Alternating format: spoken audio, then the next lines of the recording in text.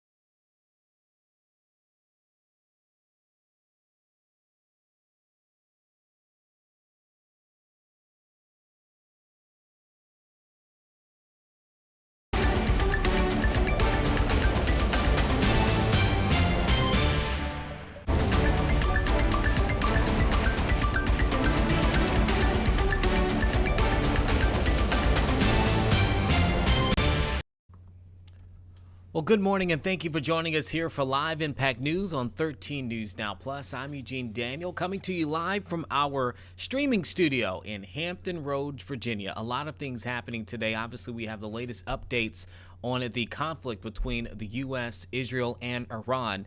The U.S. military confirming today that we have now reached 6 U.S. troops who have died. The remains of 2 other soldiers were recovered.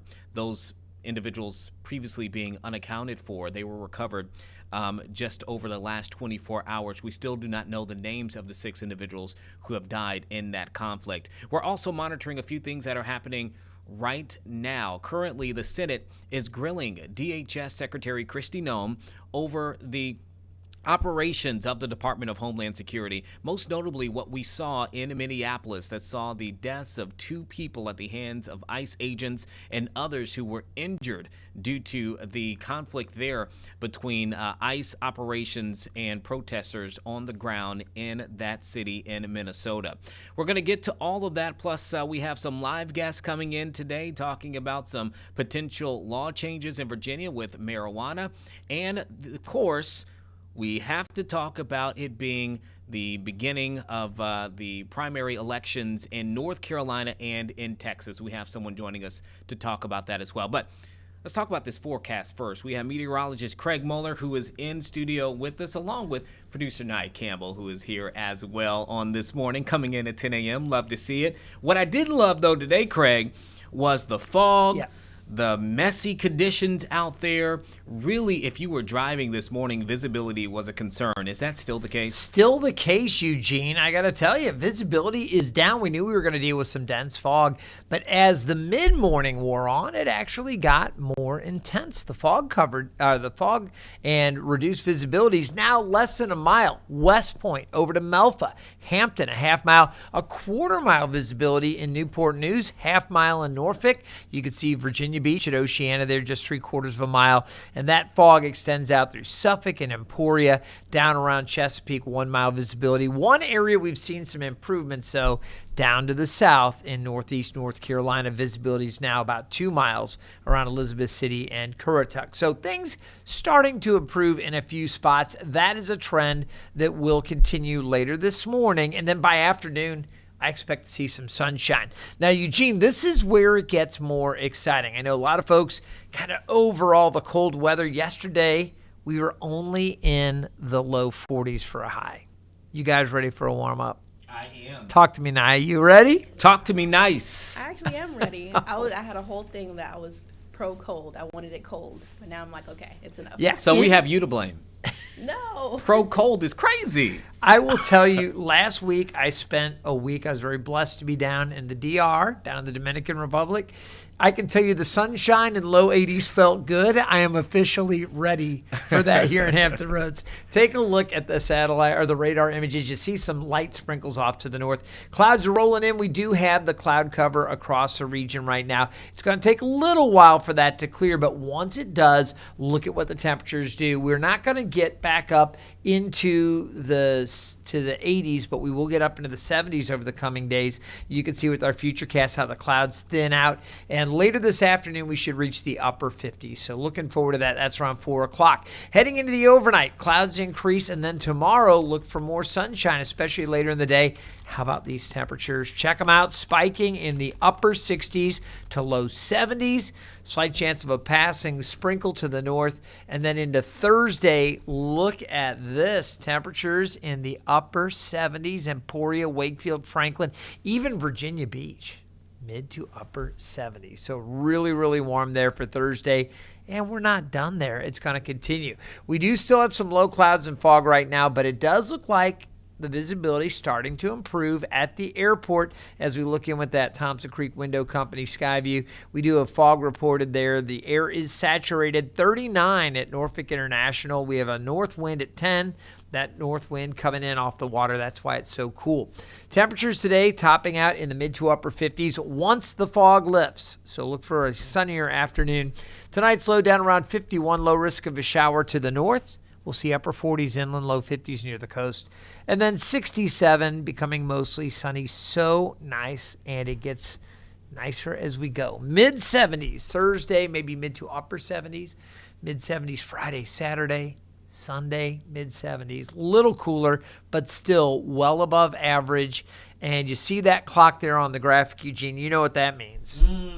That means I'm going to lose an hour of sleep. So is what it you're means. going Mr. Half Empty on the glass.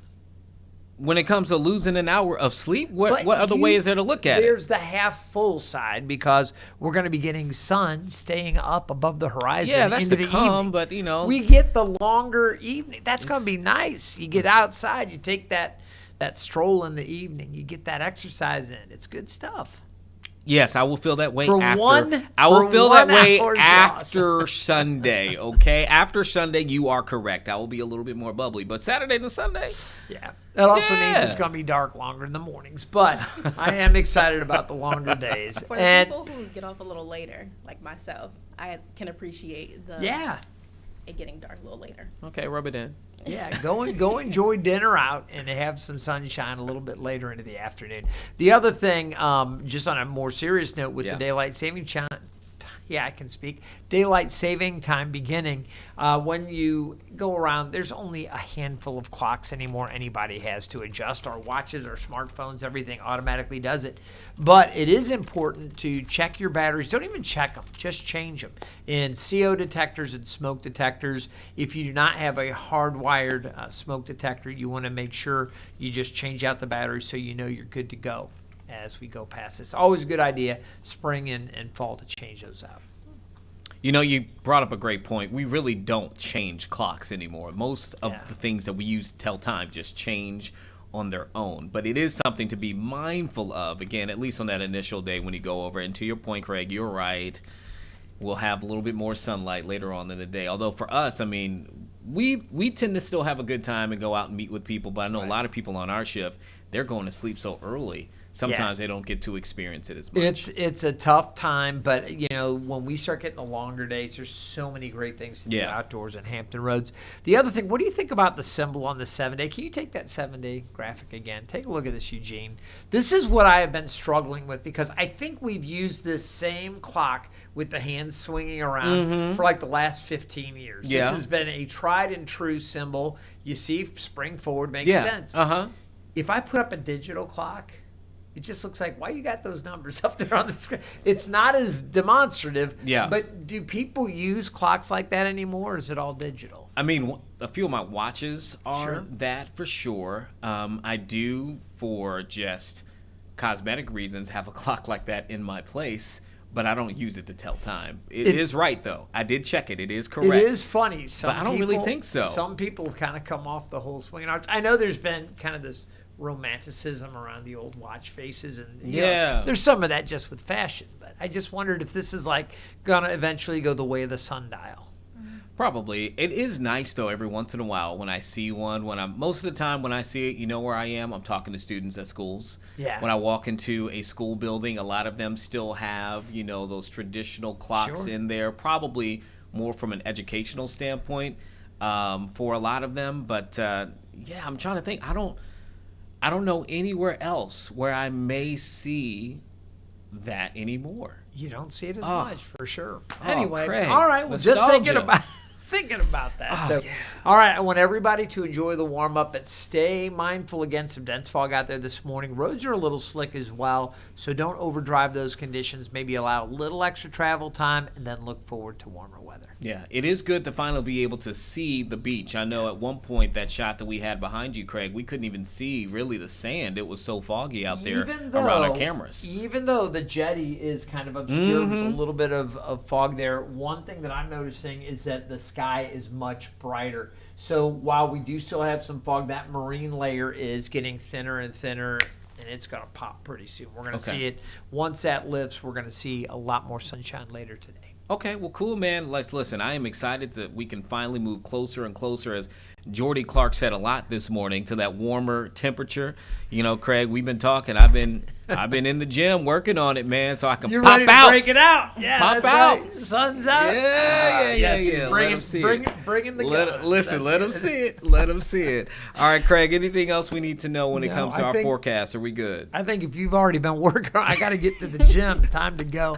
Seriously, guys, have a great time. Enjoy the warmer weather. And again, as we're out and about next couple hours, still a little touch and go with that fog. Okay. All right, Okay. Craig. We appreciate you, man. Thank you so much for bringing in the update on our forecast. Your time right now is 10:11. Again, we have so much to talk about here on Live Impact News, and so stick with us. We're going to take a break here, and when we come back, we'll get to some of these other things, including getting closer to an interview with an expert on some of the potential marijuana law changes here in the Commonwealth. And we will take a live look as senators grill DHS Secretary Kristi Noem in Washington, D.C.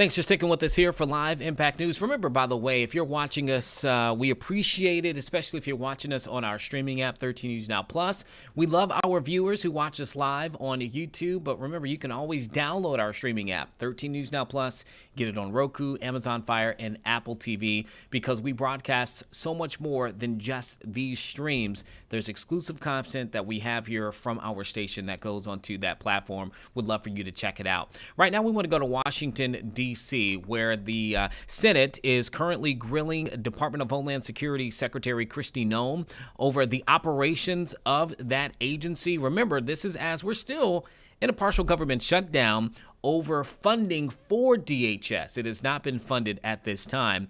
The senators are currently asking her questions. We saw momentarily, or just a few moments ago, from Senator Durbin out of Illinois, asking her questions about Minneapolis and some other issues that he believes that the department has been in charge of. So let's go ahead and listen to that live. Again, this is in Washington, D.C.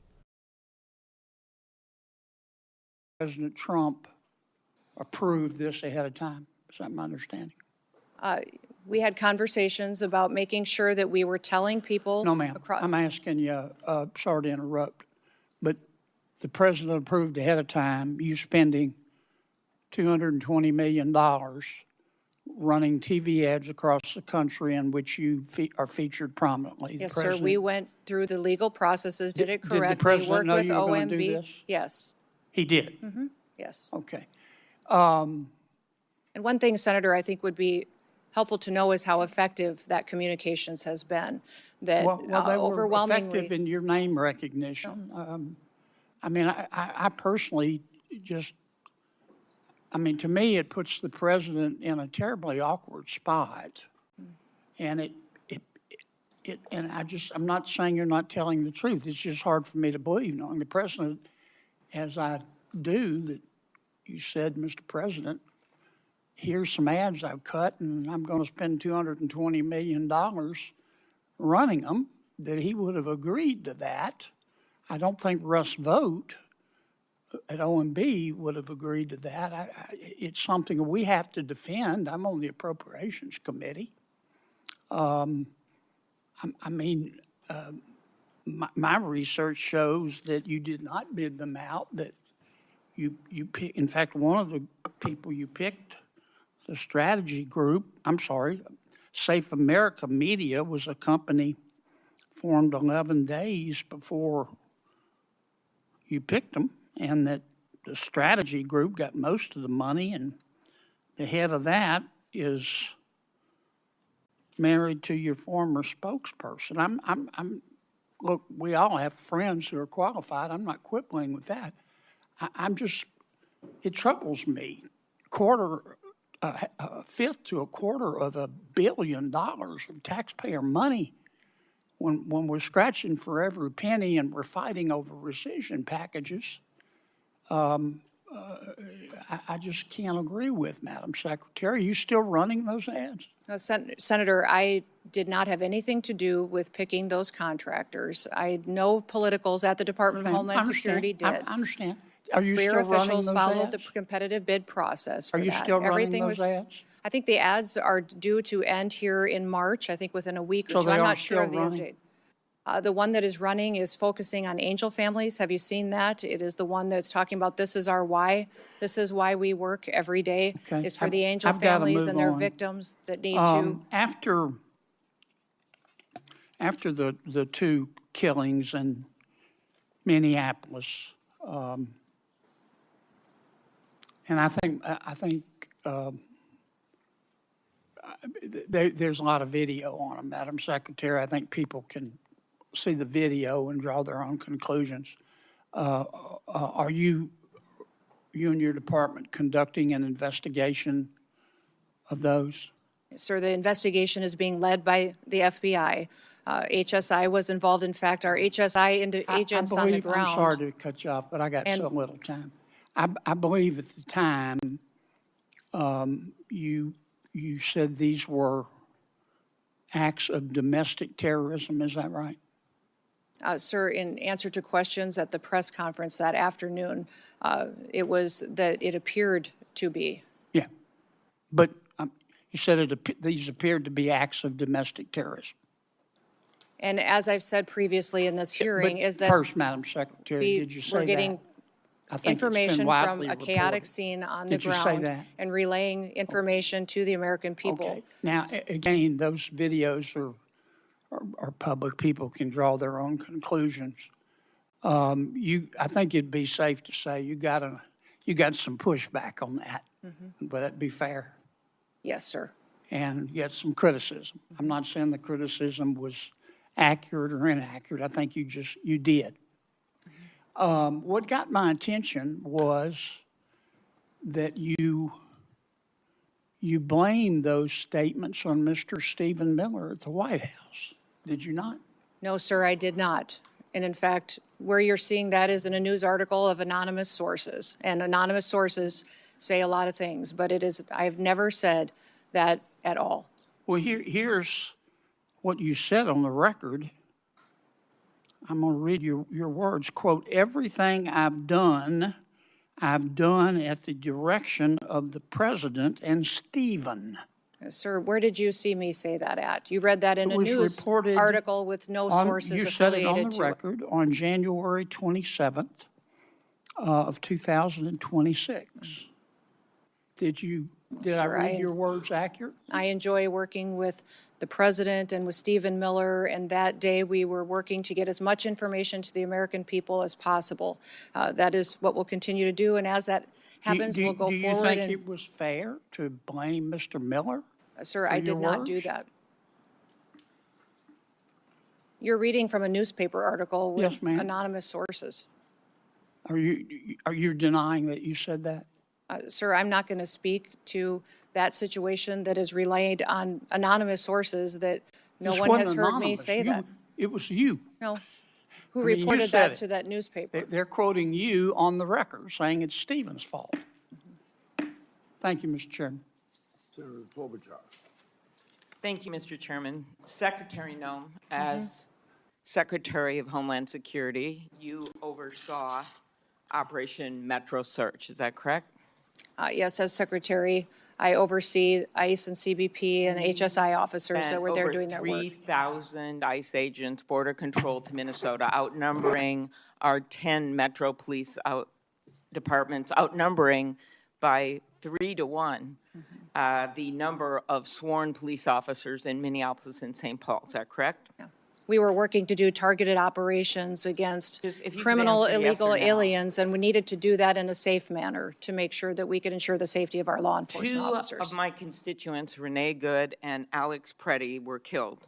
They should be alive today. In fact, in 1 month in the city of Minneapolis, when you look at the 3 fatalities that were results of shooting, 2 of 3 were committed by federal agents. Are you aware of that? Yes, I am.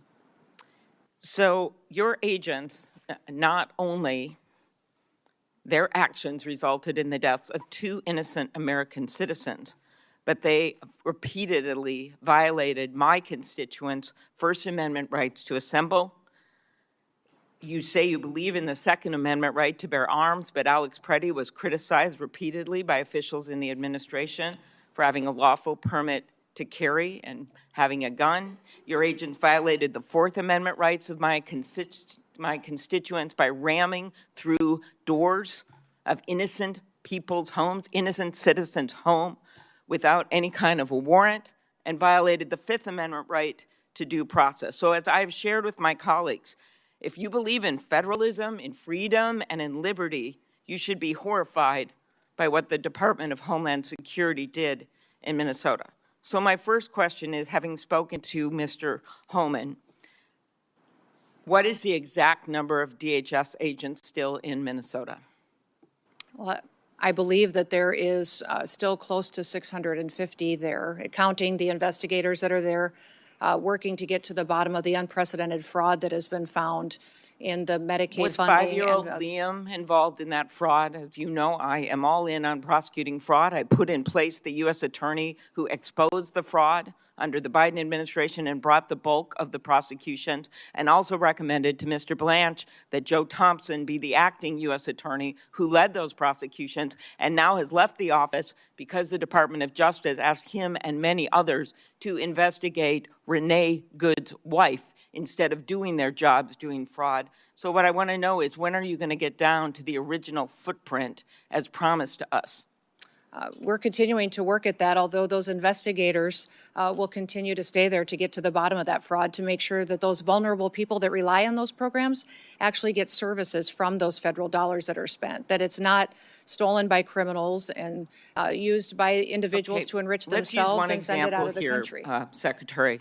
Chung-Li Tao, are you aware that agents bashed in the door of a U.S. citizen, a Hmong elder with no criminal record? I can't speak to the specifics of that Did you case. see the photos of that man being dragged out of his house in Crocs and in his underwear? Yes, I did. Do you believe that he was involved in fraud? Do not know where that status of that investigation is. Are you aware that he is a son of a beloved nurse that treated our soldiers in Vietnam? I believe that we have laws in this country that need to be enforced and need to be applied Your equally to agents, everyone. speaking of enforcing the laws and following the laws, did they have a judicial warrant when they rammed through an American citizen's door? Our law enforcement officers follow the same protocols and procedures that all law enforcement do. Are as you to how aware they that he go tried forward. to show his identification to show that he was American citizen and they didn't want to see it? Again, these officers conduct themselves in processes. If something was done inaccurately, then certainly we will make sure that we correct it and rectify it in the Are future. you aware that the person they were looking for was in prison and had been in prison for years? His Yes, name I was am. Lou That's Ma? a target. Yes, we do targeted operations going after and Do looking you for. agree that it is unacceptable for your agents to ram into someone's door and drag someone out in their underwear and below zero temperatures when they have the wrong guy? Our officers conduct targeted operations and utilize the law processes that are given to them and the You will not answer that tools. you think that's wrong. They needed to identify that individual, and They that couldn't individual. identify him by looking at his identification. Instead, they had to drag him out, throw him in a car, and drive him around for an hour. How about pulling off off-duty police officers, Madam Secretary, every single one of whom made clear who they were? They were people of color, off-duty police officers. In Brooklyn Park, Minnesota, the chief described how one off-duty officer, someone of color, a U.S. citizen, was stopped and confronted by ICE agents with their guns drawn, demanding her proof of citizenship.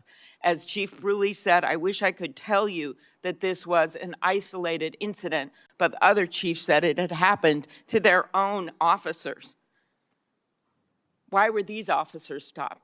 We have thousands of law enforcement operations that we do every single day. Do you think they were stopped get because they were people of murderers color? and Were they rapists racially and drug profiled? traffickers Ms. off No. our streets? When I look at these American families that have been victimized by criminals that we have removed from cities and from communities, I'm grateful for the work that our ICE officers do. And by your only Are you focusing, defending stopping I would like off-duty to hear you police talk about officers some of the of color operations and that we've done dragging a to Hmong bring elder people out to of his justice. home? When you only talk about these situations like this that we are conducting, and you don't talk about the good work that they do to protect people from being victimized by people that are in this country that want to conduct violent crimes against them or take advantage of them. The laws need to apply to everyone, and we're out there enforcing the law. I am a former prosecutor, Context is Ms. Noem, and incredibly I important. have always in every worked with our situation. police well, but that's not what was going. These ICE agents were not following police procedures. After the killings of Renee Good and Alex Preddy, when I spoke to Alex's parents, they told me that you calling him a domestic terrorist, this was directly from them, the day after he was killed. A nurse in our VA, Alex, one of the most hurtful things they could ever imagine was said by you about their son. Do you have anything you want to say to Alex Preddy's parents? We were relying in the hours after that incident that was so horrific on information we were getting from the I ground from just our asked agents. if you had But I would anything you say wanted to say to the but I would parents say or to the family that's of what I'm Renee doing Good right after now, is you that called I them domestic can't terrorists. even imagine what they have gone through in the loss of their son and the loss of their family members. But how It's about absolutely specifically tragic. calling them And I domestic send terrorists them- without any evidence of that?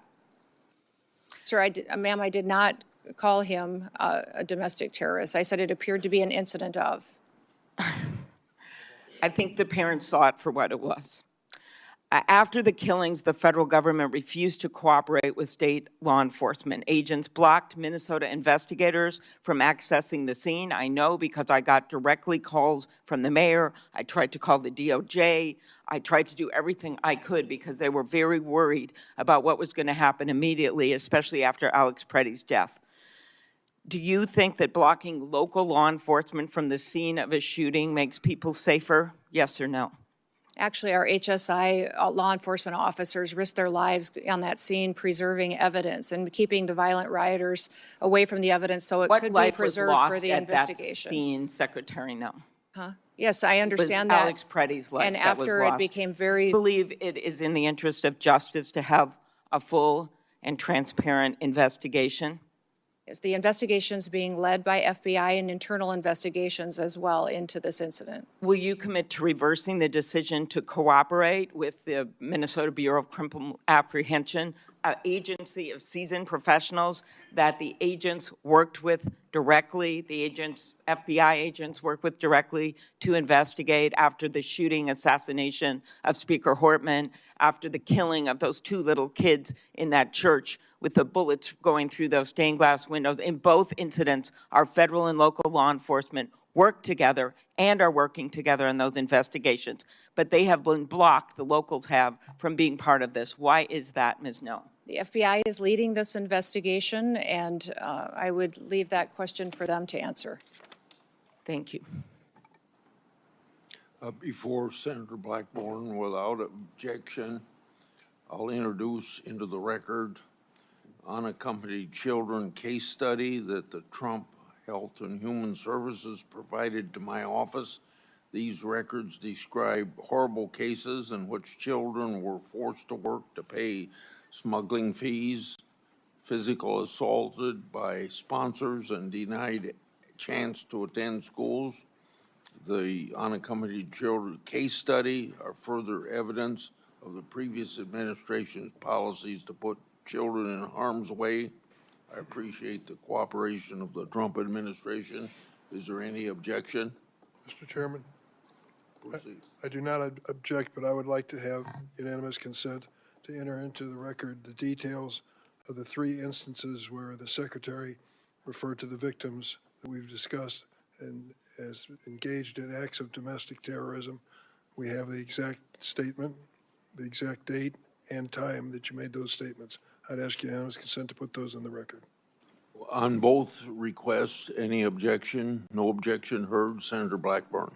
Thank you, Mr. Chairman. Madam Secretary, thank you for being here today. And I want to thank you so much for the work that DHS and FEMA have done in Tennessee with the recent ice storm, but also previously with Hurricane Helene, and the responsiveness we have gotten from FEMA, the difference from the previous administration and your administration has been noted by people in Tennessee, and I just want to express my gratitude to those employees that are working so hard. So we truly are grateful for that. I want to go back to something Senator Durbin said in his opening statement. He referred to the Biden policy, immigration policy, as sensible and humane.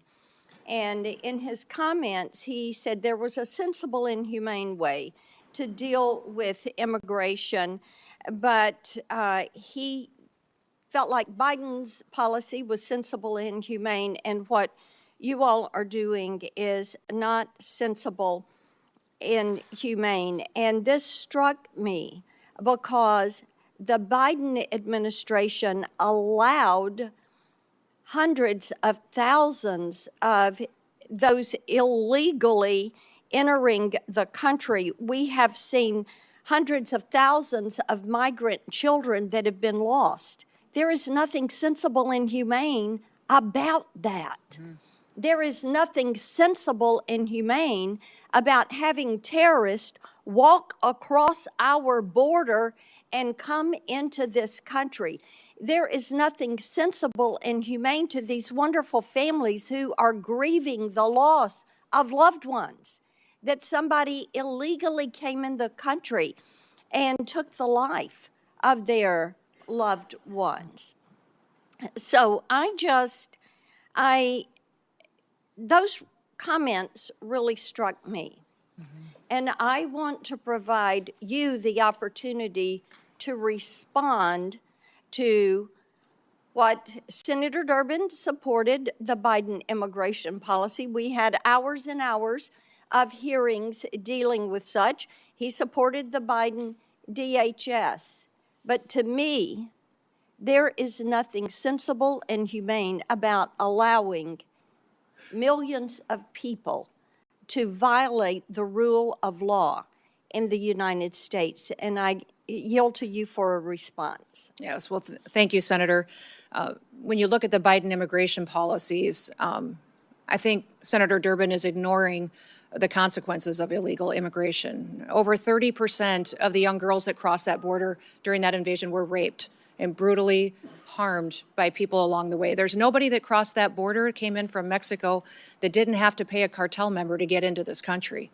Those cartels have been enriched and made sophisticated and professionalized by the money that Joe Biden facilitated putting into their pockets by allowing that invasion to happen and funneling people into the cartel's hands. I also would say that 4,000 people died during that invasion. When people were coming into this country, died because of the inhumane circumstances that were going on, from the heat that they were having to deal with, from drowning in the river. It was not humane what we saw being facilitated by the Biden administration. So every day, the people at the Department of Homeland Security get up to defend this country and our borders and the citizens that live here. I know, Senator Durbin, that you appear to be very concerned about illegal immigrants that are in this country. I will tell you that as a Secretary of Homeland Security, I am very concerned in doing my job and protecting American citizens. That's my number one priority, and I will continue to enforce the law and make sure it applies equally to everyone that's in this country. Thank you.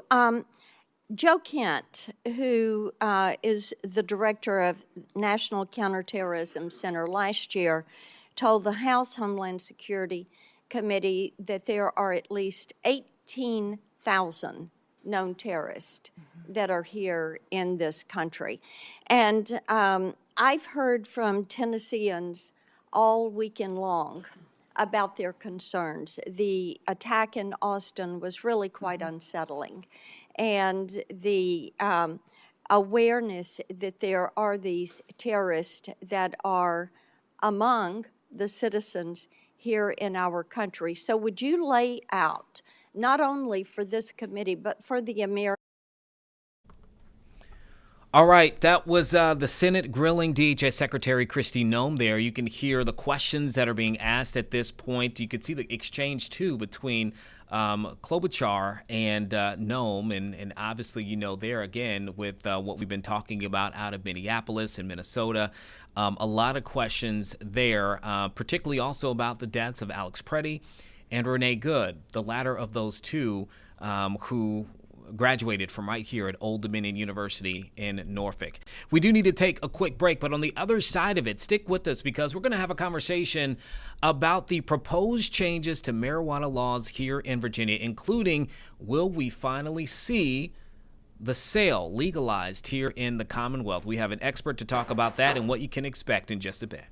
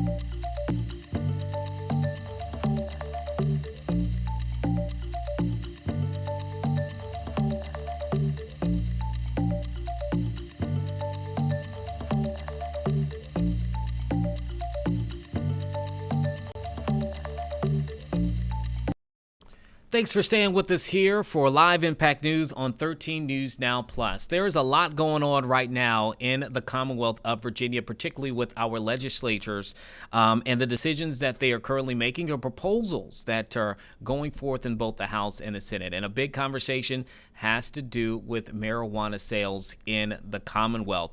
Could we see those become legalized here in Virginia? Well, joining us today, we have LaTonya Warren, who has a lot of different things under her belt in terms of titles, but a lot of different areas where she is a specialist in this. I'm going to read a few of it for you. She is the CEO and founder of Armentia LLC. It's a federally certified and veteran-owned cannabis research, development, and education company. She's also a scientist, professor, educator at Old Dominion University, was the first creator and educator hired to develop and implement a curriculum around the cannabis industry for ODU, and she currently sits as executive chair on a cannabis board that lobbies in Richmond as well. So you have your fingers in a lot of these, not to mention you're on a chair for a cannabis advisory task force in Virginia Beach for the mayor, Bobby Dyer there. So what aren't you doing right now is really the question. LaTonya, thank you so much for joining us. Thank you so much for having me. Honestly, it's an honor. I So, appreciate you. so let's start with some of the potential changes that we could see. Yeah. We've known for years now, after the legalization of use of cannabis in Virginia, that the sale was going to be the next big fight that happened. Democrats now control all the chambers, and so this has kind of been pushed through and proposed. What are some of the changes you are seeing potentially could come when it comes to the legalization of the sale in the marketplace here in the Commonwealth? Absolutely. So that's a great question. There is still a lot being discussed right now. We've just gone through crossover where the bills have crossed and they're still being discussed. Finance is a big topic right now. And then the bills are finally coming out with the Cannabis Control Authority, the CCA, and really putting in more verbiage on where they will control that regulated market. And honestly, I think we're all ready. We're ready for it. And you know, when you look at all of those things, and you're right, there's so much that is happening, and because of the nature of how things work with the crossover, it seems like it's happening very fast. Of all of those things, what do you think that the average person needs to be paying the most attention to, that they should be prepared for when it comes to legislation changes? That is a great question. So I would say, just off the top of my head, the first thing you want to think about, especially if you're looking to get into the market, is proper licensing and structure, right? Everyone is wondering what that number is going to be. And of course, that's, one of the biggest things. So just look out for that, but also plan ahead of time. Don't wait until the last minute to get all of your I'll say ducks in a row, right? Because there are a lot of steps before before you can potentially become up and operational. You mentioned the steps. Now, you and I were talking offline before this. We both have connections to Illinois. I was in Illinois when it made its law changes to legalize the sale and use of marijuana. And there are steps after that. You know, it's not just, okay, it's done today, now I can set up shop tomorrow. Absolutely. Can you maybe speak to potential timelines that we might be seeing here? Let's assume, you know, it goes through and the governor signs it, right? Yes. What are some of the timelines? How far out do you think things can be before we're up and operational for those who do want to start in the business? Absolutely, and this is important, right? Because like you said, the governor may sign, and that date is approaching very quickly. March 24th is that deadline, right? If that is the case and she does sign, that means that it goes legal July 1. Now, that does not mean that applications go out July 1. Right now, there is talks that applications for cultivation will go out as early as August 1. And that makes sense, right? Because cultivation has to be the first thing that is produced. If you don't have a product, then why the retail? But speaking about the retail, right now we're looking at August for cultivation. We may not see any retail applications until January of 2027. Okay, so it's a timeline just for people to understand that Yes. even if this happens, it's not something you turn a switch on and off and everything Absolutely. is up and running the next day. Absolutely. Well, those who have been, more critical of this becoming law have really spoken a lot to public safety and what this could mean for the general public in terms of their health, et cetera. I'm sure this is a topic that you've also researched a lot. What is the data showing us when it comes to marijuana, health, and public safety? Because that is a consistent concern that's been communicated even from our former governor and others who have had their thoughts. Absolutely. When it comes to public safety, I think that we definitely need to incorporate education in this manner 100%, right? Because everyone's concerns are they're valuable, and we want everyone to know that, hey, we hear your concerns and we want to ensure that everyone is safe. We have folks who want to try the product and never have, but then we have to think about I'll say it just like alcohol, right? We want to make sure there are some barriers there where we're not misstepping when it comes to our youth. So those educational portions are going to be very important. I think those are being tied right now with how taxes are going to be distributed and a portion of that going to education. And I think that is super important. When it comes to law enforcement is, again, I admire all of those folks out there doing that work. But then again, they might be like, oh my goodness, another thing to learn, right? Mm-hmm. But that is going to be definitely an important piece for them to, and what rolls out is what they're gonna be enforced to do. And a big part of that conversation has been, how do you keep from underage individuals, children, et cetera? Yeah. What are some of the things that you've either, in your circles, the conversations that have been, that we can do to make sure that children or minors are safeguarded from anything that could be illegal when it comes to these substances? Absolutely. So I'm going to dial back a little bit into your last question, right, on the research, right? When I look at research, because one thing I do not like to do is conjecture, right? I do see that we're seeing that overdoses are lower, which is great, right? But we also have to understand that that can't be correlated. We need to pay attention to everything separately. And I say this because, and going to your question at hand, is when we're looking at anything that comes for, I guess, anything that's an adult use product, we're going to need to take those steps into consideration, right? It's an adult product. It does not need to be, children do not need to be using this. Now, I'll end with this, is that some of the safety precautions in the rooms that I'm in is that from the state, there are security requirements that are going to be in the application itself. That is, and if you think about it, just coming through the door, there's going to be ID checks. The zoning that is happening and how far your retail store or even your cultivation or manufacturer location needs to be away from schools, daycares. So these are all conversations that are being had right now, but are all very important. And another thing that I'm sure is being discussed, and you and I were talking about this ahead of this interview, that plays into that as well as packaging, labeling, Yes. right? I understand you have a few examples for us to kind of talk about for people, you know, whenever you're considering this, and we saw the same thing again, I saw it in Illinois, packaging and how it's packaged, how it's labeled, all of that plays a role before any kind of rollout. Yes. So what are some of the things that we can expect to see there? Oh my gosh, I'm ready for this one. Let's dive into it. All right, so I do have a few products here. I'm going to start with, it's an external use product. It is by Pure Shenandoah. I start with them because what I want everyone to recognize is the packaging. Even though this is an external use product, there are stops that will have to go into play. And let's go through it. You have your licensing, so you get your license with the state. But then your product needs to be approved. Then before approval, your product needs to be tested. And I'll tap into this one. This is a Canisco product that is for use by mouth. And I'm going to tap into this one because once you get your product tested, again, that product has to be approved by the state. And now let's talk about packaging. Packaging. There's no such thing as having fruit or cartoons or any of those things on your products. You'll get denied at utero, right?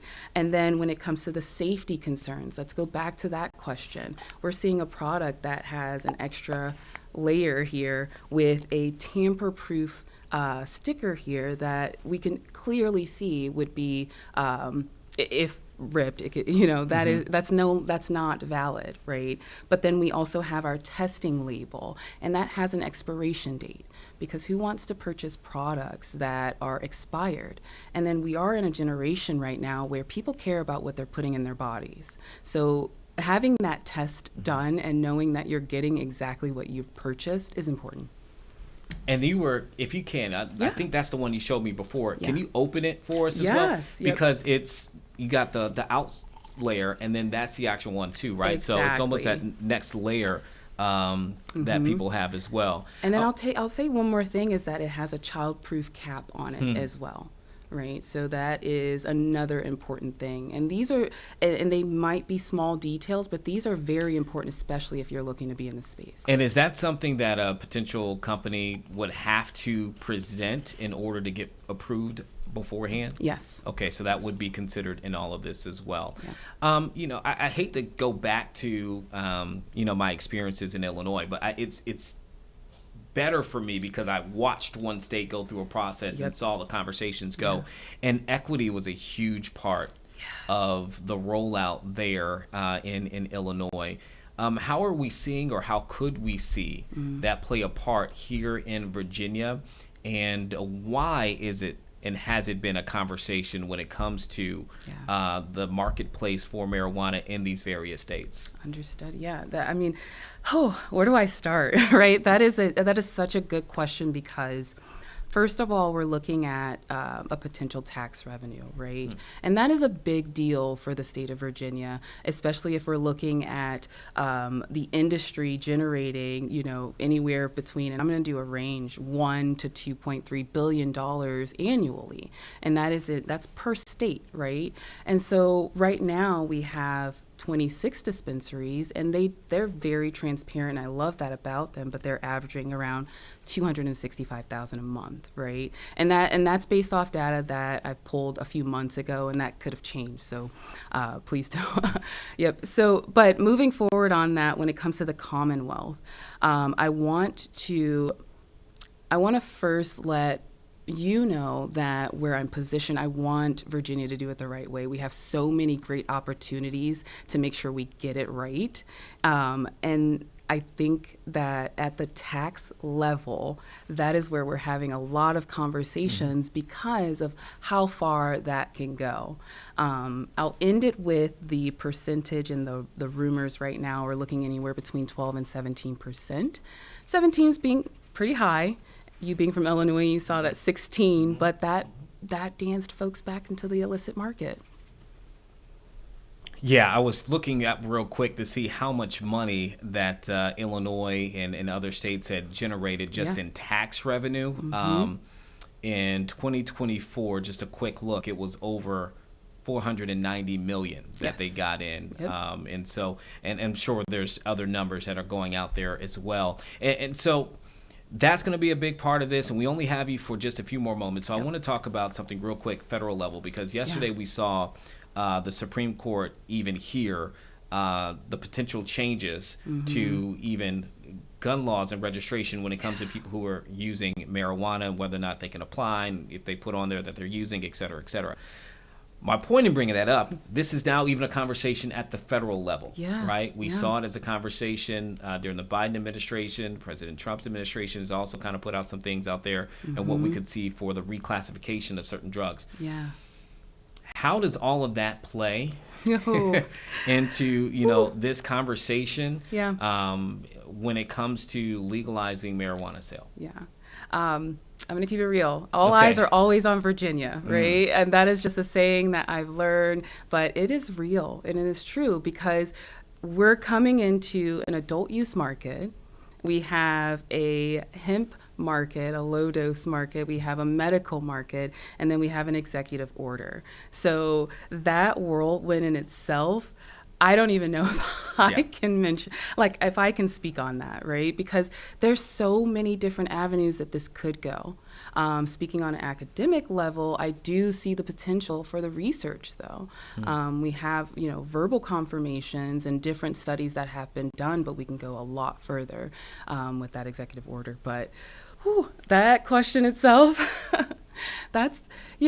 I see 4 different avenues just in my head alone of how that could go. Well, it's certainly something that a lot, I think, states are watching, but a lot of people just in general are trying to see how all that plays out. But as you said, as typical, Virginia is in the conversation. Everybody is watching how this happens here. But thank you so much for coming on, LaTanya. We're going to have you come back, LaTanya Warren there. What did we finally decide how to title her because of all the different things there? It was Naya has our title here. Cannabis legislation or industry educator, and I think that's only part of the fit for all the things that you're doing. No, I appreciate it. I do. But we certainly appreciate you, and as things progress, we'll have to have you come back, okay? Please do. Yes, thank you for having me. Of course. All right, everybody, we're going to take a quick break, and when we come back, we got to talk about Election Day. The primary elections have kicked off in North Carolina. We have an expert to talk about what we can expect and what it could preview as we look forward to not just the state, but the federal elections. We'll be right back.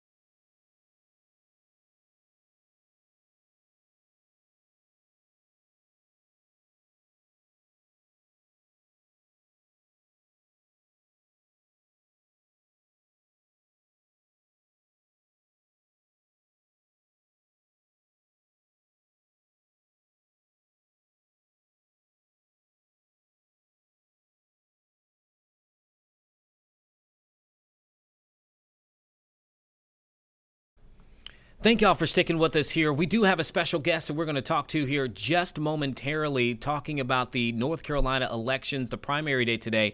Before we do this just popped up on our screen. A verdict has been reached in the murder trial for Colin Gray. That's a Georgia father who's has been facing nearly 30 charges after his teenage son allegedly went to a high school there outside of Atlanta, shot and killed multiple people, injured several others. You can see there in the moment, this is what we saw on our end. This is just popping up.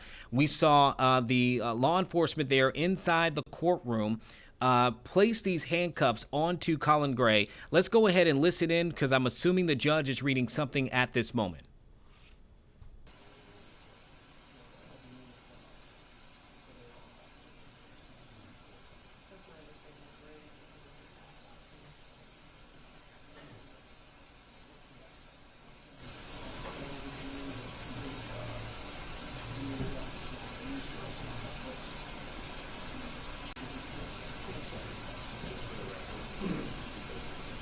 Okay, it doesn't appear that we can hear anything being said right now, but I will just read you this, and we're going to have more coverage on this later. A jury appears to have reached this verdict in the Colin Gray trial.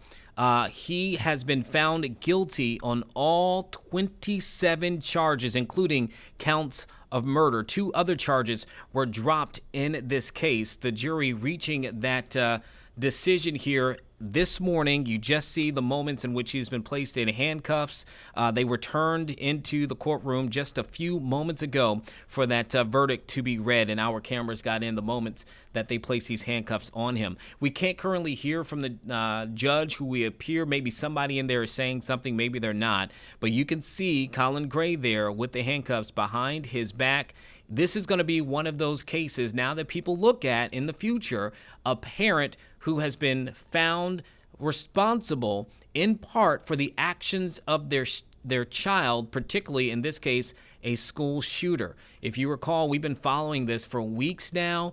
Prosecutors say that he should be responsible because he purchased an AR-style assault rifle for his son Colt months prior to the shooting, but after he knew that his son was experiencing mental health challenges, that he had shown signs of increased aggression, and prosecutors say that the father had to have known that his son had pictures on his bedroom wall that idolized another school shooter, Nicholas Cruz, who was the person behind the shooting at Parkland High that killed more than a dozen people there. So again, this just happened. We brought this to you in the moment that we saw it. There's going to be a lot of coverage on this moving forward, but Colin Gray, the father of Colt Gray, the student accused of shooting inside of a high school outside of Georgia, killing 4 people, hurting 9 others, that father now has been found guilty of nearly 30 charges with that investigation, including of those counts, murder. Okay, stick with us here on 13 News Now. We'll have more later on. We do need to transition now because we have our guest waiting at the moment for us, and we appreciate his patience. Today is primary election day in North Carolina, also in Texas. We're going to start with our viewers in North Carolina, though. This is the first election after the state changed its congressional maps, which also impacts the 1st district that's in our region here, in our coverage area at 13 News Now, currently led by Congressman Don Davis. I do want to bring in Dr. Jason Husser from Elon University, leader of the Elon poll as well. Thank you for your patience. It's a big day in North Carolina and for you because you're covering this is a all very of this. big day in North Carolina, and perhaps there's no bigger race going on right now than in the viewing area, the North Carolina 1st District. This is a big deal because of 2 factors. One, there was redistricting that happened really late in the cycle, redistricting that was overtly political. And now we have a competitive Republican primary with multiple experienced Republicans running to be the Republican nominee to try to upset Don Davis, the incumbent Democrat. This seat is so important because it reflects really only about 6 to 8 seats that Democrats currently hold that Republicans have a good chance of picking up. That said, North Carolina's 1st District is now safer for Republicans, but it's certainly not a sure thing for Republicans to pick it up in the fall.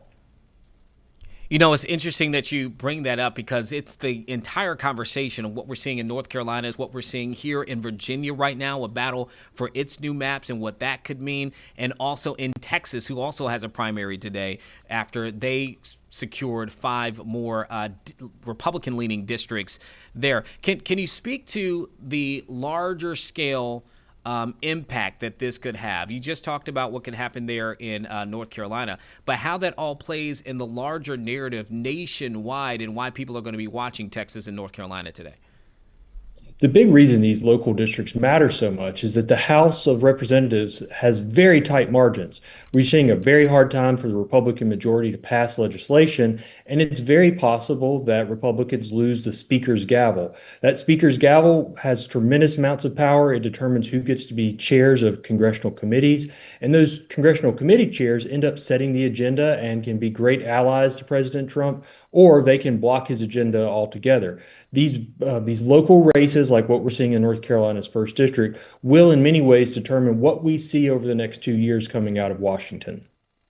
And you mentioned earlier, right, even with the maneuvering of these districts and the changing of them, what are some of the factors, though, that you think ultimately, because it's one thing to make it to where it's Republican or Democratic leading, but you still have to get voters out to vote, and voters still have to have their own convictions. What are some of the things you think that voters today will be considering when they go to the polls, particularly, I know, again, it's a primary, but over the next several months, too, leading up to the midterms, what do you think will be the key things on voters' minds as they cast their ballots?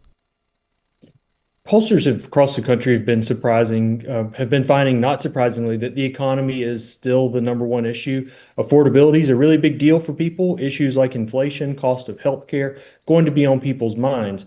But we're also in this hyper volatile news cycle in which we see major military incidents are happening all across the country almost every single week. We will likely see Republicans talking about national security related issues, and we're likely going to see Democratic candidates doubling down on affordability, particularly related to health care and Medicaid costs. We're already seeing former Governor Cooper, the presumptive Democratic nominee, not the nominee yet, but the front runner, talking about health care in his early rallies.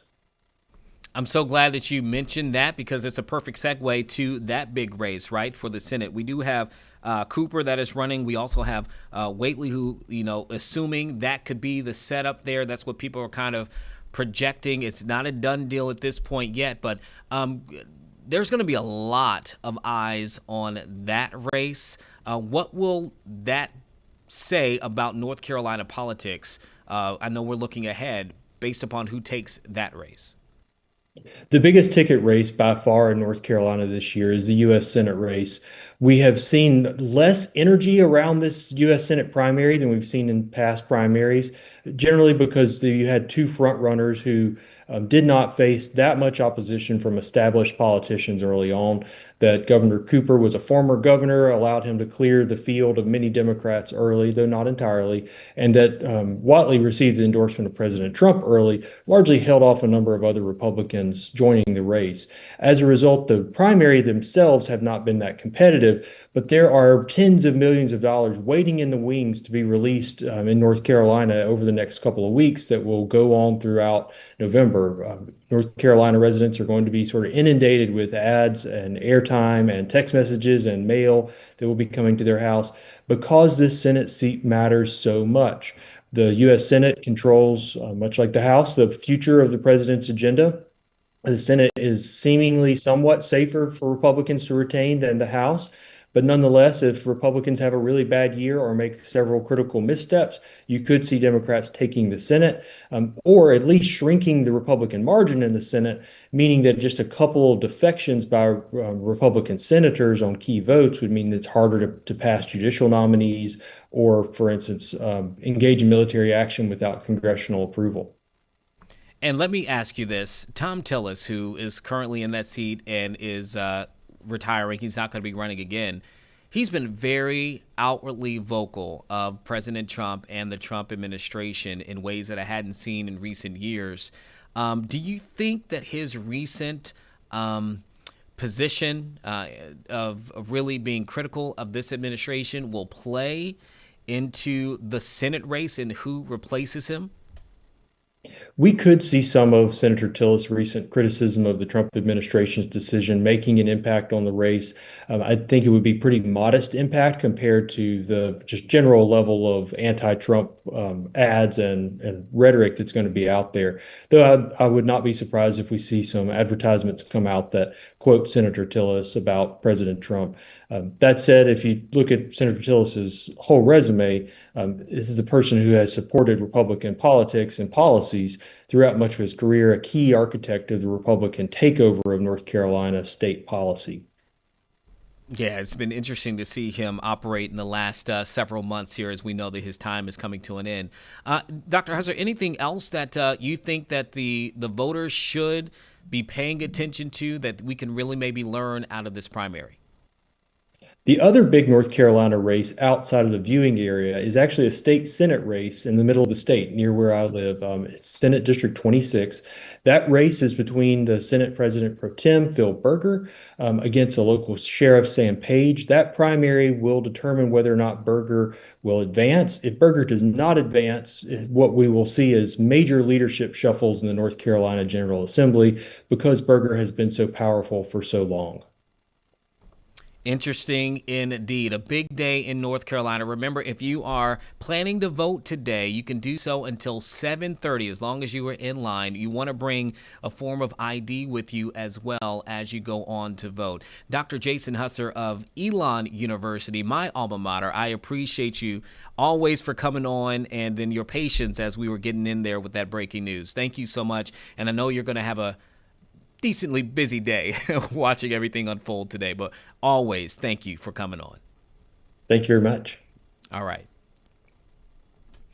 So you heard it there from him. I mean, it's an interesting day. We're seeing this in North Carolina. We're also seeing Texas, and there's going to be a lot of news that's going to come out looking at some of the primaries and the results, a lot of conversations as we all look ahead to the midterms, which by all means will be one for the history books. There's a lot riding on both parties for Republicans and for Democrats on what happens for those midterm elections. For the Trump administration, it is a very big moment. It's one of the reasons why he has directed the Republican-led states to try to change their congressional maps so that they can have a wider base when it comes to what happens in the U.S. House. For Democrats, they're hoping that they can build off of some of the momentum they believe they had from Virginia and also New Jersey to maybe push the things in their direction so that they can have either a majority or more power in Congress to try to combat against some of the things that they are seeing done right now by the Trump administration.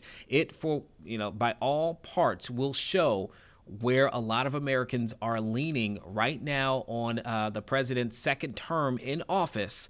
And a lot of things are riding on what happens again in the midterm. So we'll be having more coverage from the primaries, obviously here on 13 News Now, and then what happens after today leading up to the midterms in all of our coverage. Okay, it is 11:17, and we're going to take a quick break here. Again, we'll be back in about 2 or so minutes. Thank you for sticking with us here on Live Impact News.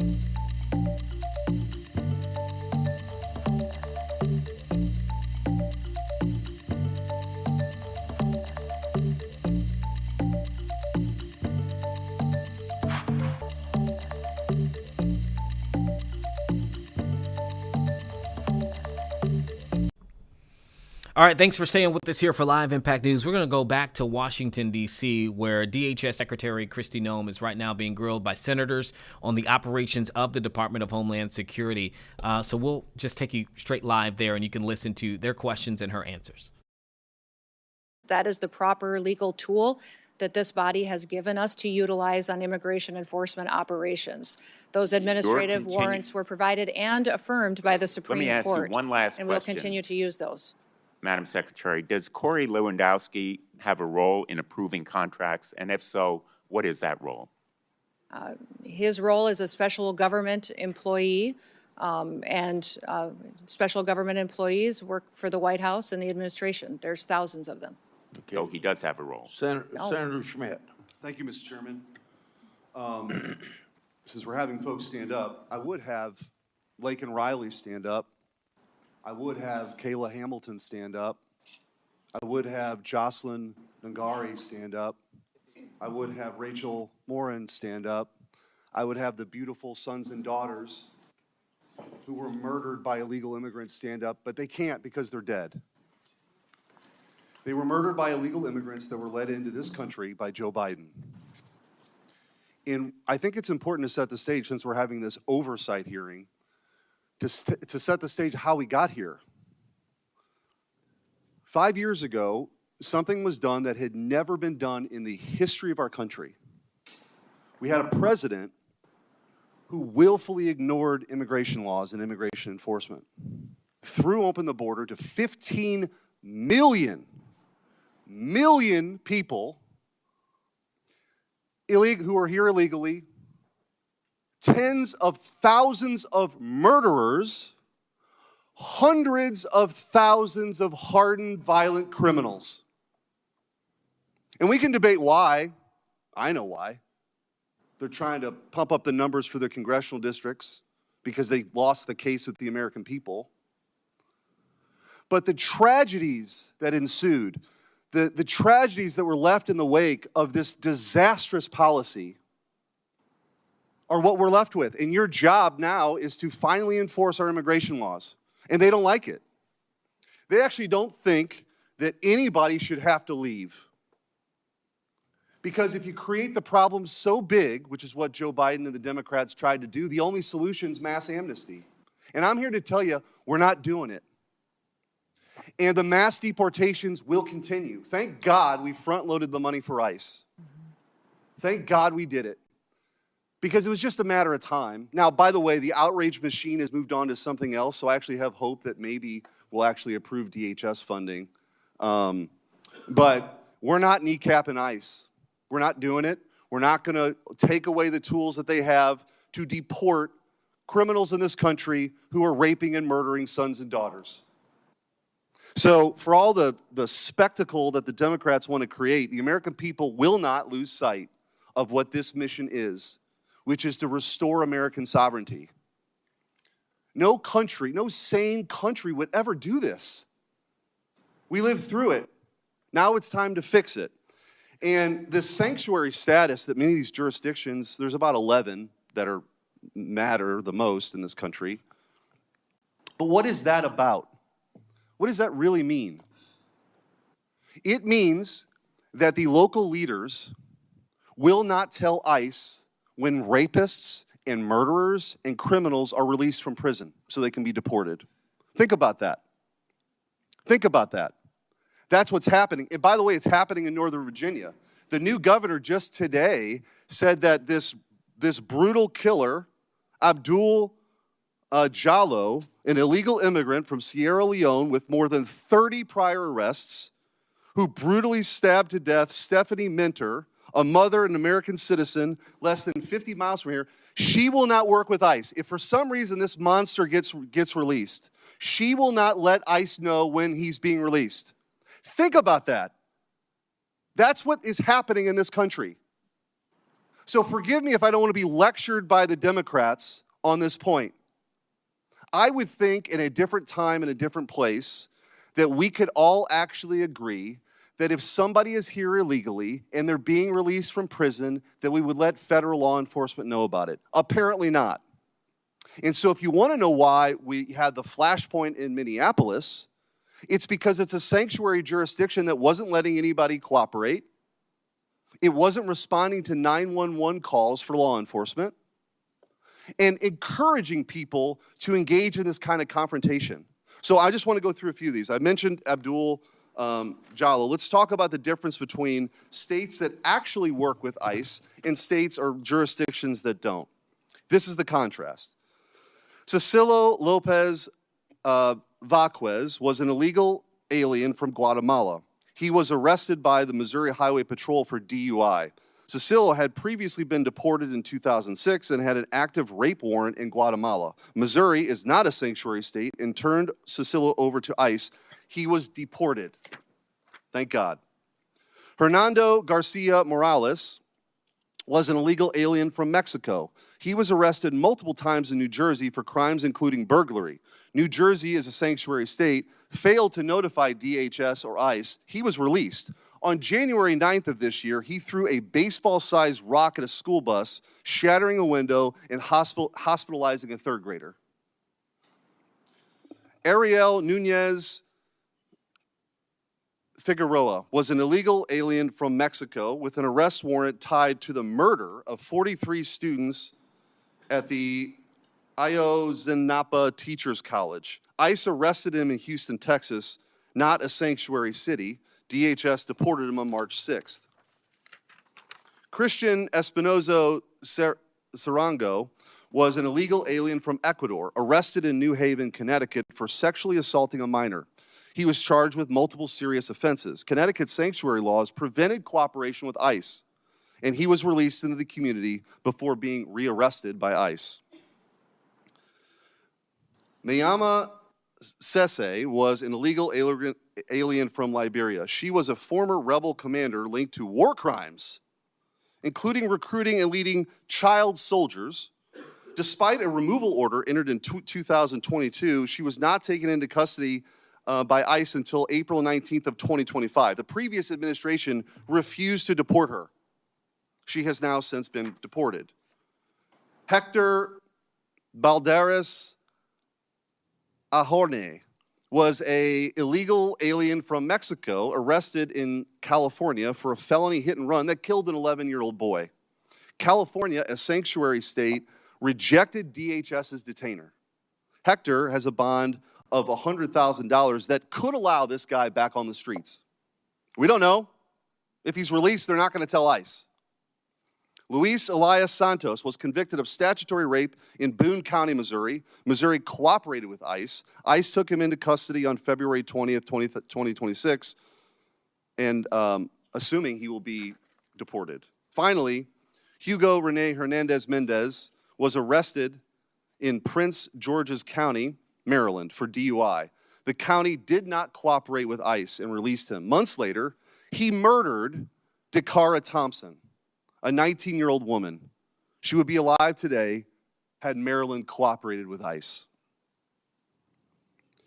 I don't know how you explain this away, but I just want to ask you, Madam Secretary, how critical is it for the operations of ICE to deport these monsters to be able to work with local leaders? Oh, it's absolutely critically important. It keeps our officers safe. It allows them to do their operation in an efficient manner to make sure that the public is safe as well. And when you talk about these sanctuary jurisdictions turning murders and rapists loose on the street, I picture every time listening to Rachel Morin's mom telling the story of how she died, how she was brutally raped and murdered, and a mother of 5 children that no longer have a mother. And that individual who raped and murdered her was released 3 different times, back out to perpetuate more crimes. And that's what I don't understand, the argument that these Democrats are making. Do we have to wait until someone who's in this country illegally creates another victim before we hold them accountable and get them out of our country? Why do we have to wait until there's more murder victims? We need it in sanctuary cities. I want to ask you real quickly, we talked about illegal immigration, the time I have left, legal immigration and the abuses we've seen. I've written to you about H-1B and OPT, and for those listening, the H-1B program was marketed as a program to bring in the best and the brightest for people, for jobs that we don't have people for. That's been patently false. What's happening is this abuse is that American citizens are being displaced by cheaper, more obedient foreign labor. The abuse has been pretty rampant. I've written to you about that. And the OPT program, which has become visa mills for universities, taking away opportunities for American students because they don't have to pay taxes on the foreign labor for at least a year if you have this visa for OPT. Anyway, there's been rampant abuse we've seen. I've written to you about this. I appreciate your response. I want to just, with the remaining time, you committed in that letter to reevaluate OPT's scope and duration. I just want to ask you, what's the timeline for that review? And will you commit to completing that reevaluation this year? Yes, we are. We're continuing to do that review now, and it will be completed here in 2026. Thank you. Thank you, Madam Secretary. Thank you. In 30 seconds, we'll take a break. I want to say law enforcement continues to face a record amount of threats in the course of their duties. This is unacceptable. As I mentioned earlier, any loss of life is a tragedy. When rare instances occur, potential misconduct is investigation, and these investigations should play out. We'll take a stand at ease for a few minutes.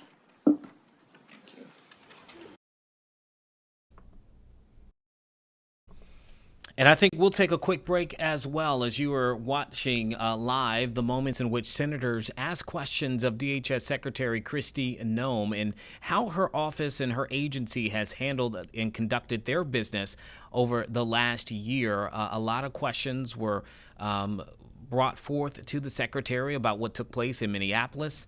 Of course, with, again, the deaths of Alex Preddy and Renee Good there. But it hasn't just been those conversations, and it has also been noted amongst many of the senators there, again, that DHS remains unfunded because of the partial government shutdown right now, with the DHS funding at the heart of that debate. We will take a quick break. We'll be right back here with more Live Impact News.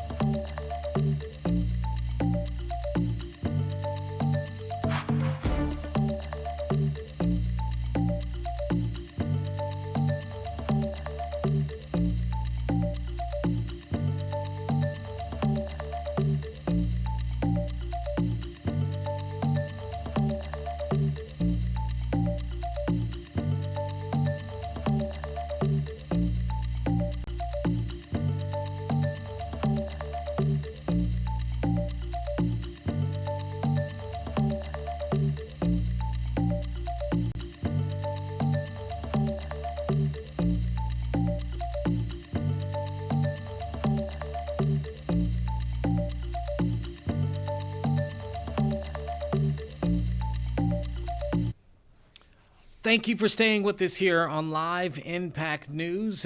We are about to get into an interview, but just really quickly, I did want to update those who are just now joining in and did not catch it live, we did have the moments in which Colin Gray, the father of the accused teenage boy who shot and killed multiple people in Georgia, in a Georgia high school back in 2024, the father of that teenager was convicted today by a jury of 27 counts that he faced in that, including for murder.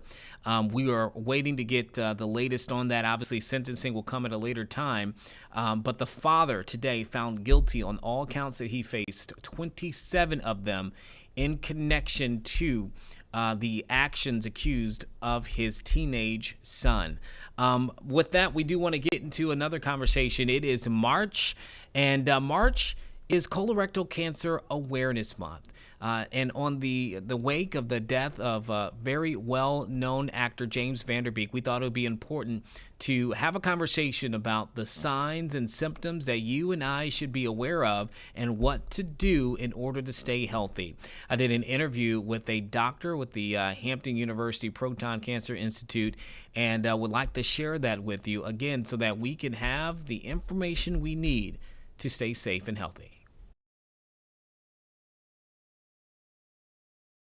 Colorectal Cancer Awareness Month, and with recent death of James Van Der Beek, the well-known actor from that particular cancer, it is again raising awareness for when people should get checked out and what are the signs and symptoms of this particular disease.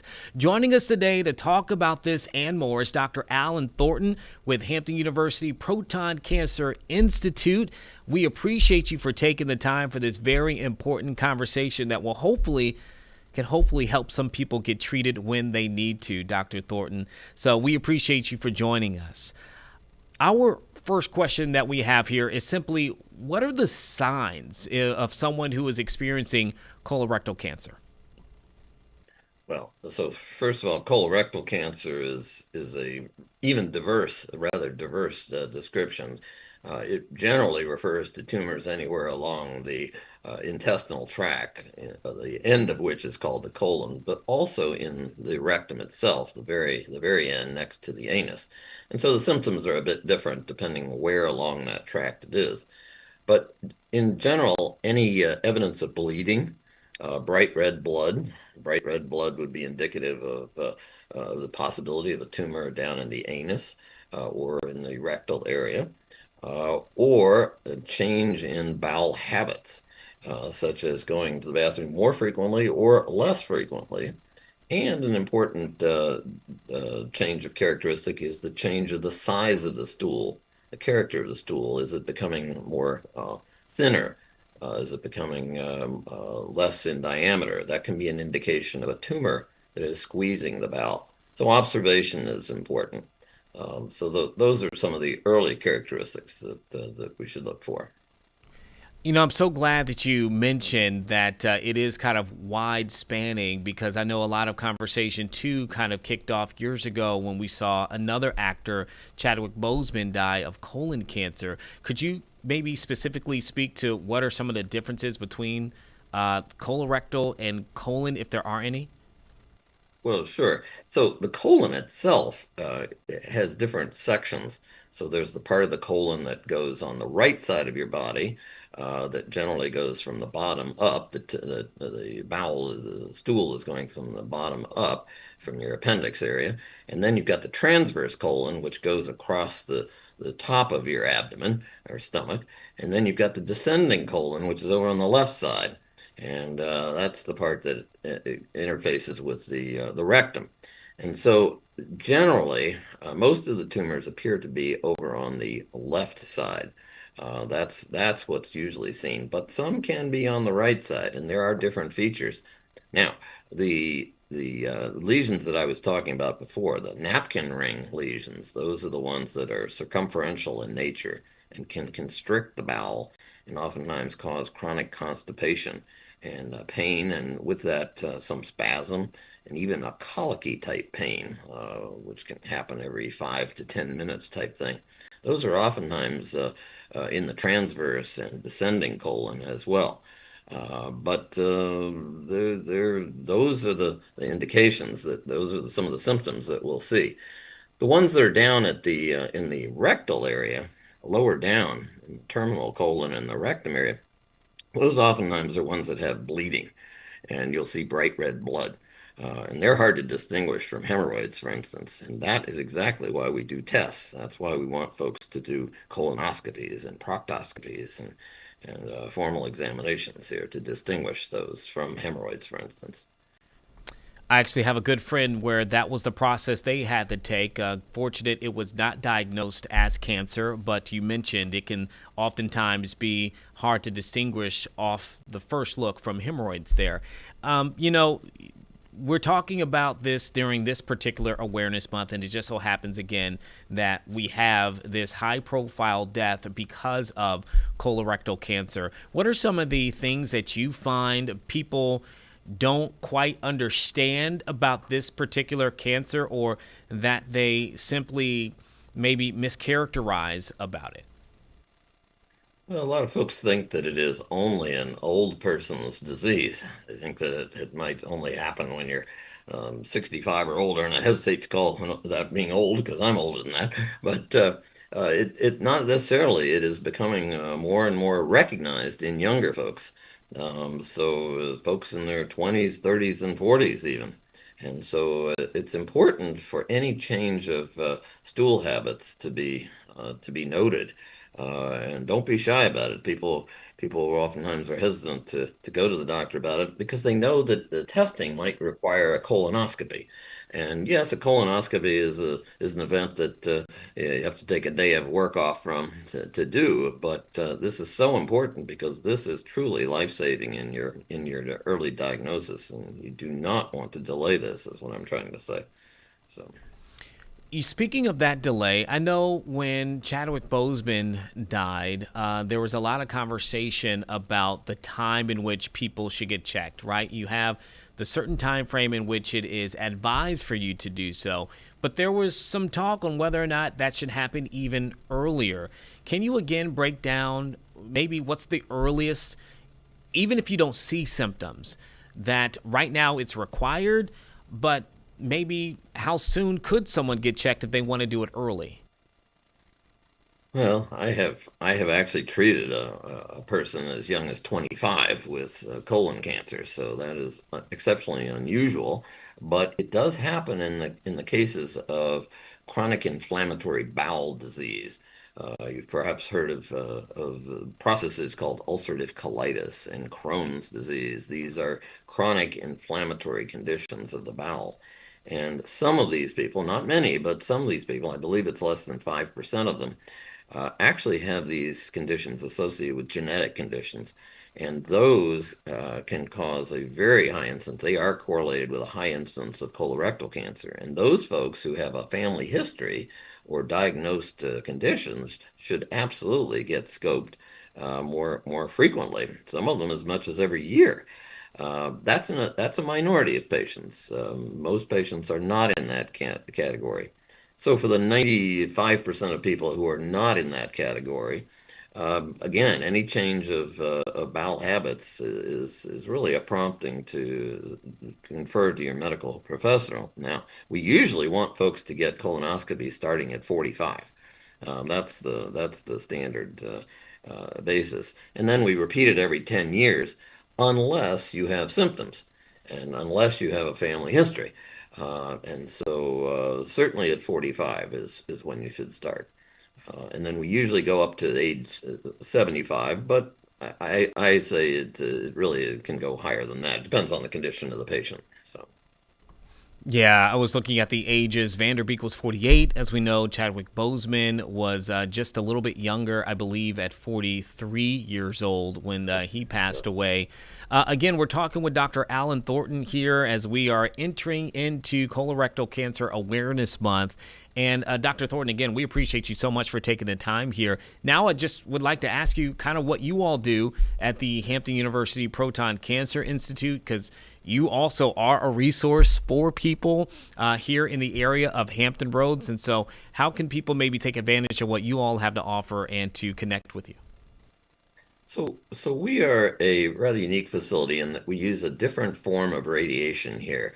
I personally have been doing this for well over 35 years, starting at Harvard years ago. But we use proton therapy. We accelerate the center of hydrogen atoms, protons, to 2/3 the speed of light.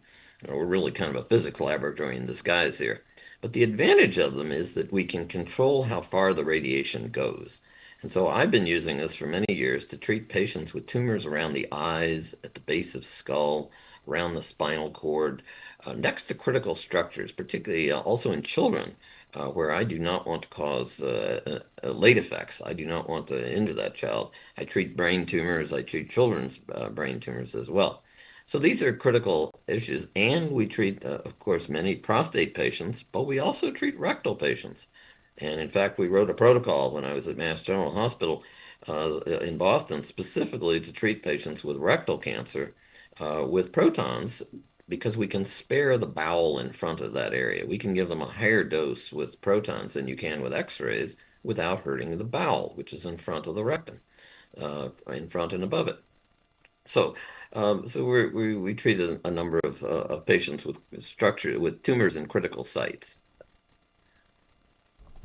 And I know we've done multiple stories and coverage there, and we even have a commercial that's on right now on our air with two of our reporters here in partnership with what you all are doing there at Hampton University Proton Cancer Institute. Any last things that you would like to share as it pertains to colorectal cancer that you think that our viewers could really benefit from, that you would really want them to know? Well, in reviewing for this morning's talk, I was just reading back through the literature, and it became apparent to me that it appears that colorectal cancer is very intimately connected to inflammation.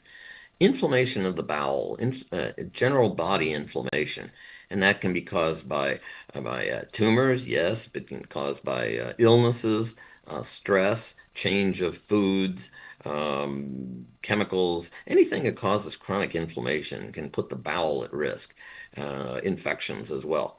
And so anytime that your bowels change in habits, that's not something to bury your head in the sand about. That's something to bring to the notice of your doctor who knows you well. And a simple thing is to get a stool screening test, just a sample of your stool, called an FIT test, or if colorectal. You've probably seen these Cologuard box commercials on television.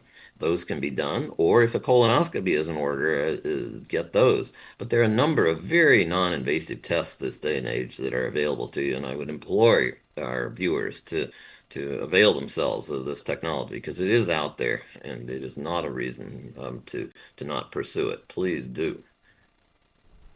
Thank you so much for taking the time and talking with us again. That's Dr. Alan Thornton, Hampton University Proton Cancer Institute. And of course, obviously, diet, exercise, all of those things go into this conversation as well. But hopefully, if you are listening in, these are some good tips for you to have. And hopefully, it can also help you just in the case you see some signs and symptoms to know. Don't wait. Don't wait. That's what the good doctor is saying today. Don't wait. Please get it checked. Dr. Thornton, thank you so much, and have a great rest of your day. All right, those are great tips there from the doctor. We want to go out back to Georgia. Again, I told you moments ago that Colin Gray, the father of a teenage shooting suspect of a mass shooting at a Georgia high school, he was found guilty on 27 counts. There's a stakeout outside the courtroom right now where they're talking with someone. Let's go ahead and listen to it. They all have different perspectives, and we've listened to all of them and talked with all of them, and I don't think there's any common thing. I've just told them from the beginning that my plan was to prosecute this to the fullest extent of the law, and that's what we've done. When you spoke to jurors, did they give any sense that they were trying to send a message? I don't think I got that sense from them. I think they were looking at this case, these facts, and this law, and coming to a decision. The defense actually blamed others in this case, said Dee Martin could have been to blame, said Lisa Butler. What do you say? Or the mother should have known something. How do you explain that to viewers who haven't been watching this 2-week trial?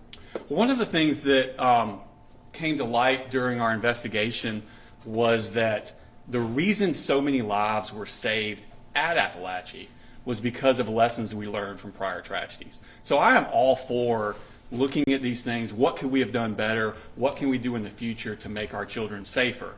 But the blame game, these were good people trying to make their best decisions as they could with limited information. The one person that had all the information was the one that didn't act. Did you ever actually consider charges for Marcy Gray? Absolutely. We found what she did to be morally reprehensible. We do not believe she's a good mother, in my opinion. But at the end of the day, she did not have custody of Colt. She did not have proximity to Colt. And she was not the one that provided him the firearms. Can you provide any update on Colt's case and where that stands at this point? I cannot. The state stands ready to try the case at any time. What does this verdict mean for the community here in the county? I hope it starts the healing process. It can't, of course, complete it until we finish the whole trial, both trials. But I hope that they can start moving forward with their healing. Were you surprised at how quick the verdict came? If they didn't come back in 5 minutes, I start sweating. So to me, it seemed like an eternity. What message do you hope this case sends to other parents here in Barrow County or around the country? Well, at my college, there was a plaque on the wall that said, "Duty is the sublimest word in the English language." And we talk a lot about rights in our country. We're proud of our rights, and I'm proud of our rights. But, you know, our rights were given to us by our forefathers. But God gave us a duty. Okay, you saw that was outside of the courtroom there after Colin Gray has been found guilty on 27 counts, including murder, after his son accused of shooting and killing multiple people at a Georgia high school in 2024. Right now, we're going to go to ABC News, where there is a special report on the conflict with Iran. To speak with you in these challenging times.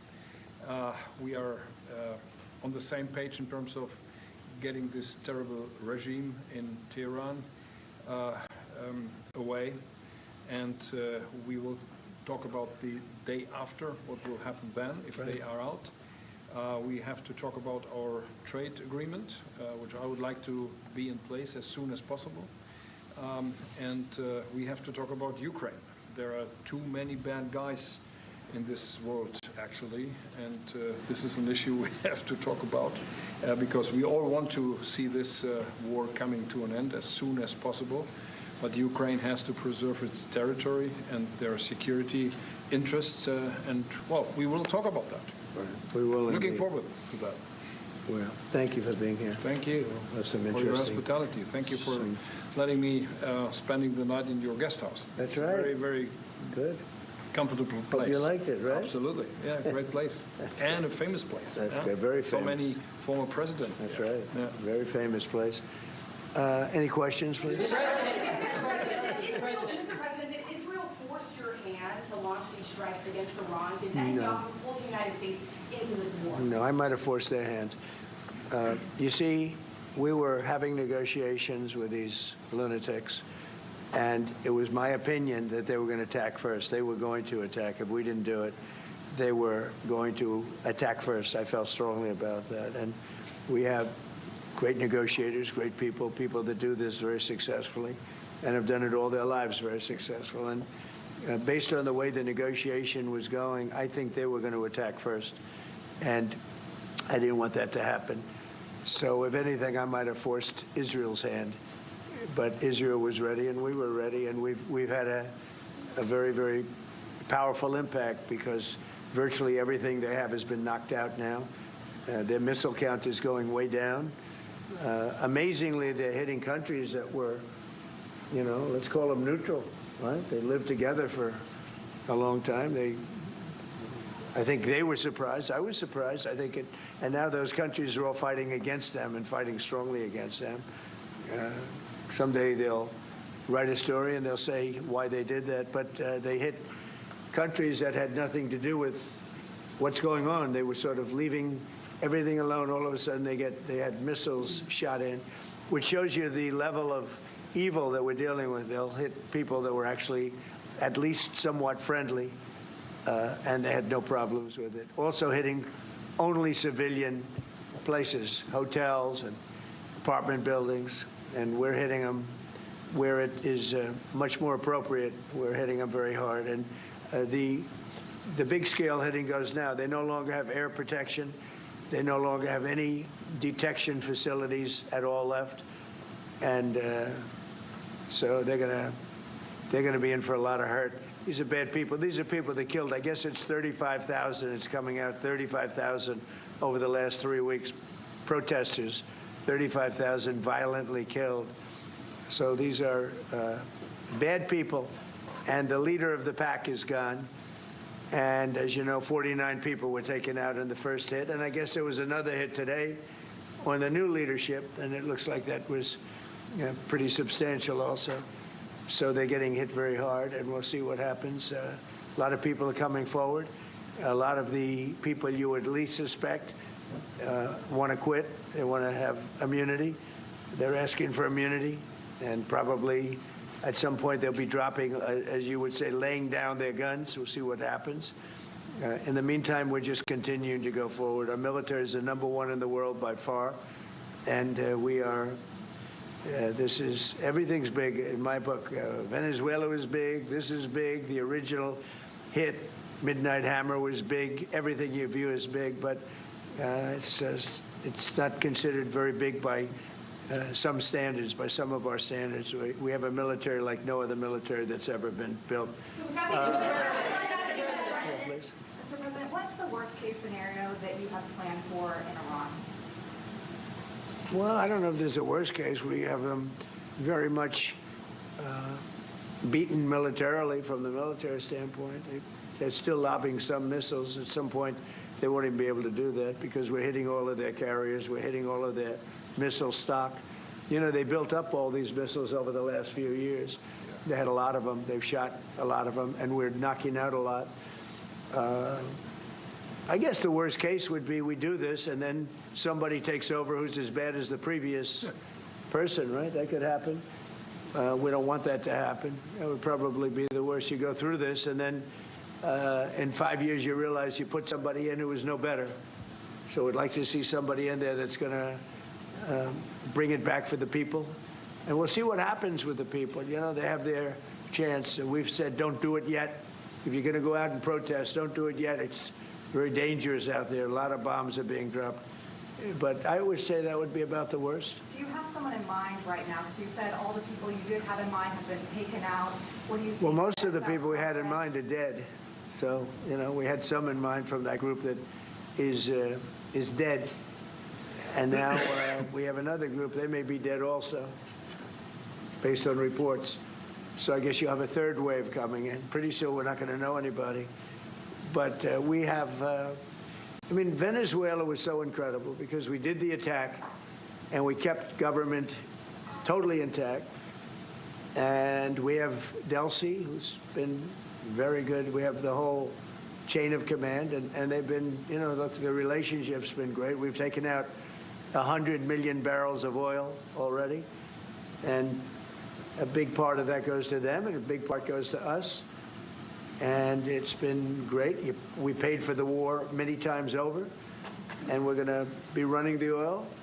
And Venezuela is going to make more money than they ever made, and that's great for the people. The relationship has been great.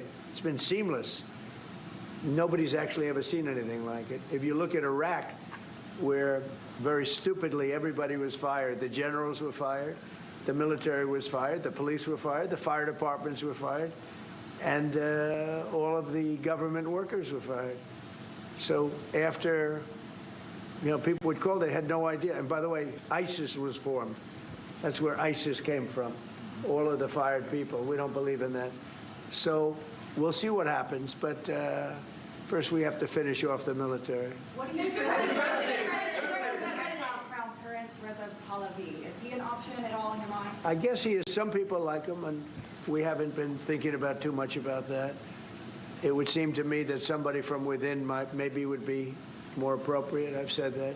He looks like a very nice person, but it would seem to me that somebody that's there, that's currently popular, if there's such a person.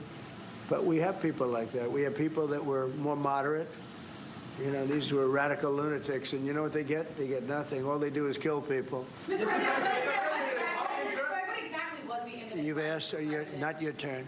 Not your turn, please. Mr. President, Okay, we need to end here on the stream. That is going to continue, obviously, so you can watch the coverage that we'll have here on 13 News Now. The president speaking, answering questions there for the first time from reporters on the conflict there in Iran. We do need to go. Thank you so much for watching us here for Live Impact News. There'll be another stream from 1 to 3. But up next, you'll have 13 News Now at noon with Jordy Clark.